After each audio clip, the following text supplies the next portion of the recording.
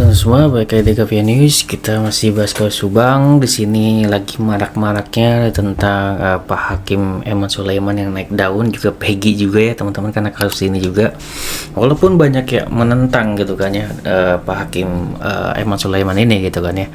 Dan apa hubungannya Bang dengan kasus Subang gitu kan ya. Di sini gue juga sebenarnya pengen meng-compare juga sebenarnya bagaimana sih jika keputusan kasus Subang ini menyidang Pak Yosep gitu kan ya, jika hakimnya adalah Pak Eman Sulaiman gitu kan ya.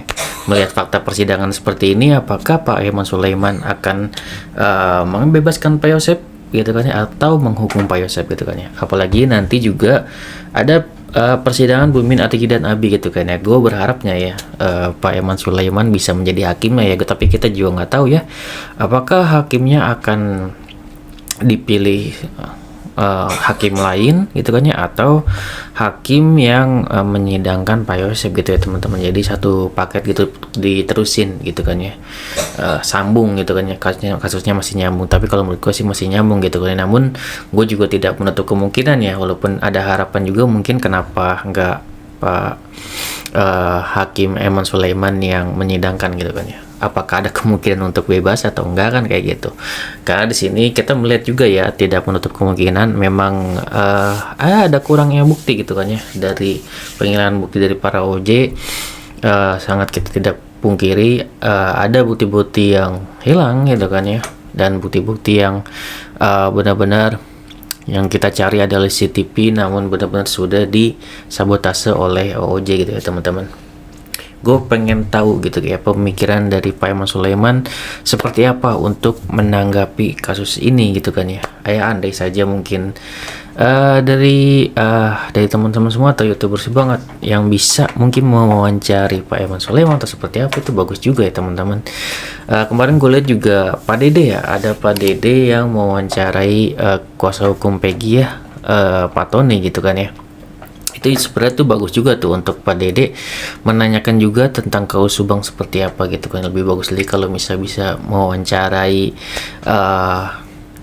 Pak Eman Sulaiman gitu kan ya, dan mungkin bisa memberikan tanggapannya jika beliau tahu. Harusnya sih mungkin tahu ya sedikit-sedikit gitu kan ya mengenai kasus Subang ini, karena beliau kan juga di Jawa Barat lah, di Bandung gitu kan ya.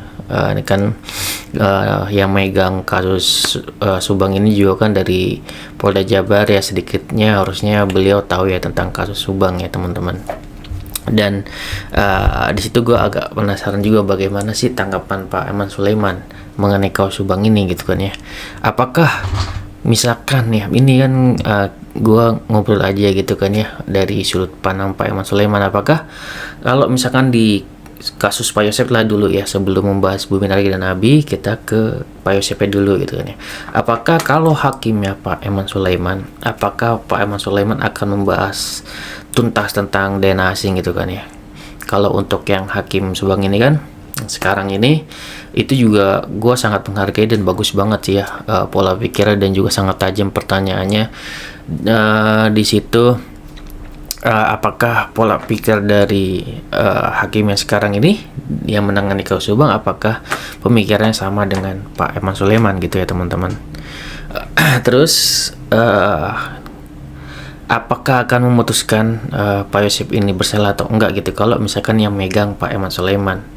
Dan kalau misalkan Pak Yosep memang kita lihat ada saksi yang melihat, ada juga bukti saintifiknya juga ada gitu kan ya. Ya memang kemungkinan besarnya walaupun itu dipegang Pak Eman Sulaiman gitu ya, Pak Hakim Eman Sulaiman, ada kemungkinan Pak Yosep masih bisa ya tetap diponis gitu ya teman-teman. Namun bagaimana dengan Bumin Atiki dan Abi gitu kan ya, yang mungkin statusnya bisa sama-samakan mungkin dengan Peggy. Kalau misalkan Pak Yosep agak berat lah gitu ya teman-teman melihat bukti-buktinya gitu kan ya. Lalu bagaimana dengan Bumin Atiki dan Abi yang terlihat mungkin di mata netizen yang masih abu-abu gitu kan ya, karena banyak bukti yang hilang nih gitu kan ya. Apakah jika pengacaranya Pak Eman Sulaiman apakah akan membebaskan mereka ataukah enggak gitu kan ya. Ya kalau gue lihat pasti Pak Eman Sulaiman akan mempelajari ya track recordnya di kasus Subang ini, dilihat dulu di kasus misalkan di Pak Yosep seperti apa fakta persidangannya, karena akan menyambung gitu kan di fakta persidangannya di Bumin, Argi dan Abi misalkan kayak gitu.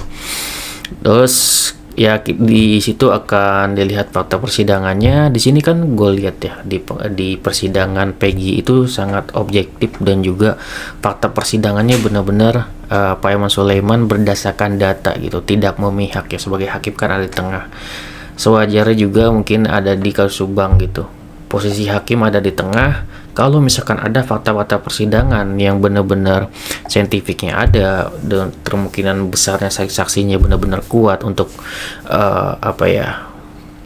menguatkan alibi Pak Yosep, itu gue yakin kok Pak Yosep bisa bebas ya teman-teman.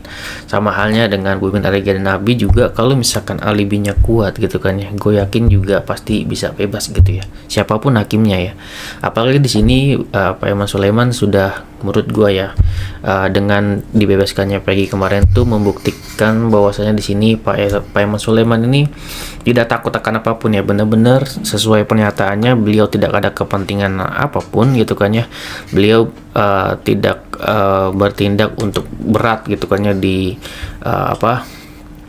penuntut ataupun yang dituntut gitu kan ya. Beliau benar-benar ada di posisi tengah-tengah dan berada untuk keadilan masyarakat Indonesia gitu kan ya.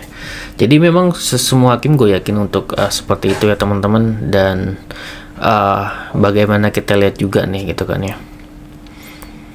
apakah jika yang memegang kasus Subang adalah Pak Eman Sulaiman gitu ya teman-teman, apakah misalkan Bumin, Argi dan Abi dengan buktinya yang mungkin dianggap tidak kuat gitu kan ya, apakah akan dibebaskan oleh Pak Eman Sulaiman atau enggak kan kayak gitu ya teman-teman.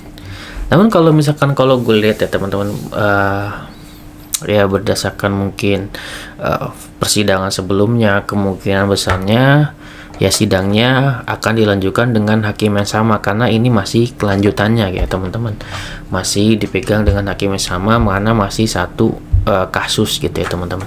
Namun gue juga nggak menutup kemungkinan ya, kan bisa aja gitu kan Pak Eman Sulaiman dipilih untuk menjadi hakimnya, kan nggak bisa menutup kemungkinan lah gitu kalau menurut gue pribadi. Jadi bisa-bisa aja untuk seperti itu. Dan justru gue malah penasaran gitu kan ya, jika Pak Eman Sulaiman yang memegang kasus Subang, apakah yang akan terjadi gitu. Oke, sekitar video dari gue, dan silakan teman-teman berkomentar ya teman-teman, apakah Eman Sulaiman benar-benar melihat fakta persidangan ataukah enggak. Oke, sekitar video dari gue, semoga bermanfaat. Wassalamualaikum warahmatullahi wabarakatuh. Sinas video teman-teman.